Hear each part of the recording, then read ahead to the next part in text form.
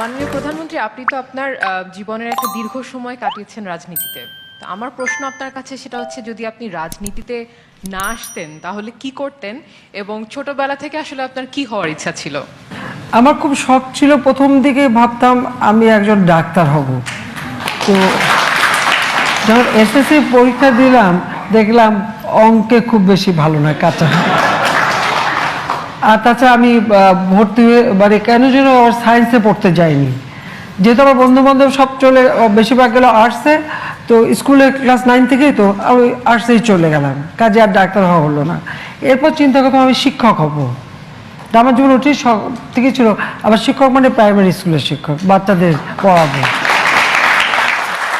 বাংলাদেশকে এগিয়ে নিতে আপনি সবসময় নিজের দিকে না তাকিয়ে সবসময় কাজকেই ভালোবাসেন।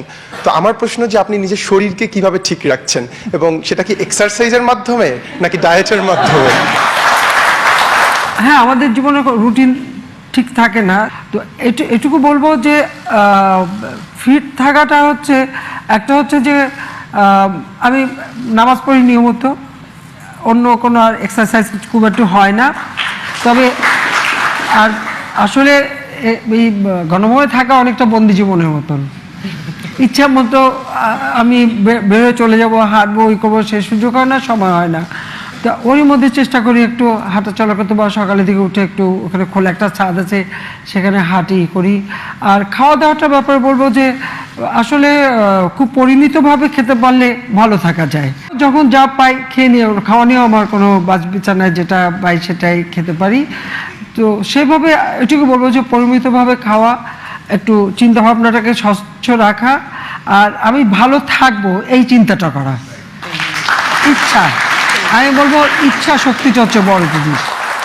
আমরা আপনাকে সবসময় এত হাসি খুশি দেখেছি, তো ব্যক্তি জীবনে আমি জানতে চাচ্ছিলাম আপনি নানি বা দাদি হিসেবে কেমন, অথবা আপনার নাতি নাতনির সাথে আপনার সম্পর্কটা কি? সেটা আমার নাতিদের জিজ্ঞেস করলে বলবে।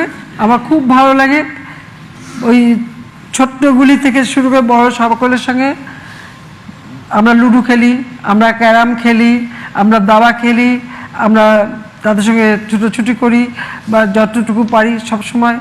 আর একটু আমার নাতনিরা আমার হাতে রান্না পছন্দ করে, তো যে যেটা খেতে চায় আবার একটু রান্নাও করি। আর ছোট্ট একটা আছে, সে আবার খুব ডিমান্ডিং, বলে দেবে তুমি রান্না করবে।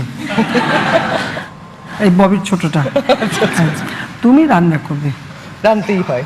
হ্যাঁ, এই নির্দেশ তো মানতেই আবার হবে। অনেক সময় সে কোলে চড়ে বসে, আবার আমাকে দেয়, নির্দেশ দেয়, এটা দাও, ওটা দাও, ওটা দাও।